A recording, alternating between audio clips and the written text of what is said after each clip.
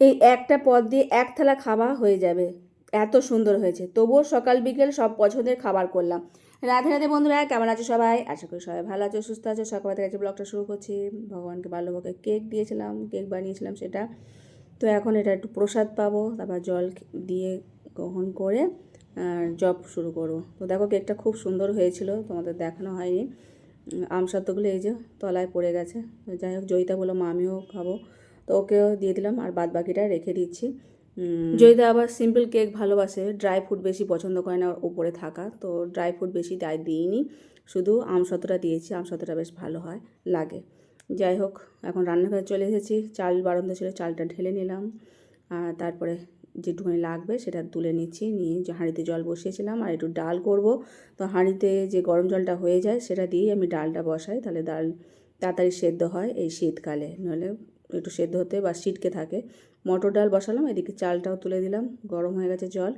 আর যেহেতু জল একটু নিয়েছি, আর একটু জল সমেত এর মধ্যে দিয়ে দিলাম চালটাকে পুরো। তো ডালটা সাঁতলে নেবো।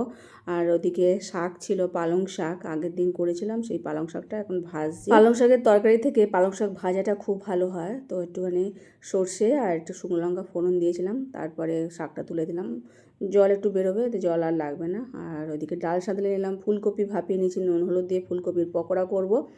আর এদিকে পুঁই মিটুলি করছি, সিম আলু বেগুন আর পুঁই মিটুলি দিয়ে। তো এর মধ্যে একটু হিং আর সর্ষে বাটা, আধা কাঁচা লঙ্কা বেটে দিয়ে দিয়েছি। এটা সেদ্ধ হয়ে যাবে, আর নেওয়ার সময় একটু মিষ্টি দিয়ে দেবো। শুধু পুঁই মিটুলি করাটা করলাম, আর পকোড়াগুলো হয়ে গেছে, এখন তুলে নিলাম। একটু বড়ি ভেজেছি, যেহেতু পালং শাক ভেজেছিলাম, পালং শাকের সাথে একটু বড়ি ভাজা গুঁড়ো করে দিলে খুব সুন্দর হয়। তো রান্নাবান্না সব হয়ে গেছে, তারপর ভগবানের ভোগের থালা সাজিয়ে ভগবানকে ভোগ নিবেদন করাও হয়ে গেছে। এখন প্রসাদ পাবো।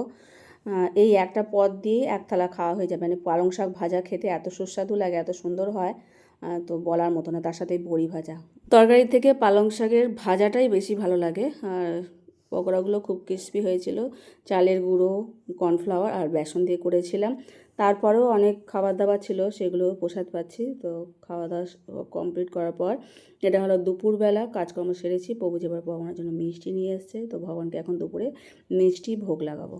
আর রাত্রিবেলার জন্য একটুখানি কাবলি ছোলা ভিজিয়ে রেখেছিলাম, সেটা মশলা করে নিলাম। মিক্সচারের মধ্যেই সব কিছু দিয়ে দিয়েছিলাম, আর আলু ওর সাথে সেদ্ধ করে নিয়েছিলাম। আলুটা ভেজে নিয়ে মশলা দেবো, আর এখানে কাবলি ছোলাটা দিয়ে দিলাম। নারকেল দিয়ে করব, নারকেলটাও আগে দিয়ে দিলাম, দিয়ে একটু ভাজা ভাজা করে নিয়ে মশলা দিয়ে দেবো। আর এদিকে রাগি আটা আর গম ভাঙানো আটা একসাথে মিশিয়ে মেখেছিলাম, সেটাকে রুটি করছি। আর মশলা দিয়ে এখন ভেজে ভেজে নিয়ে একদিকে রুটি একদিকে তরকারি হচ্ছে, তাড়াতাড়ি হবে। রাত্রিবেলা, শীতের রাতে বেশিক্ষণ সময় ধরে রান্নাবান্না করা খুব কষ্টকর। তো যাই হোক, রুটিও চলছে, এদিকে তরকারিও চলছে। কাবলি ছোলা অল্পই ছিল, তার মধ্যে একটু আলু দিয়েছি, আর আলুটাও বেশ ভালোভাবেই সেদ্ধ হয়ে গেছে।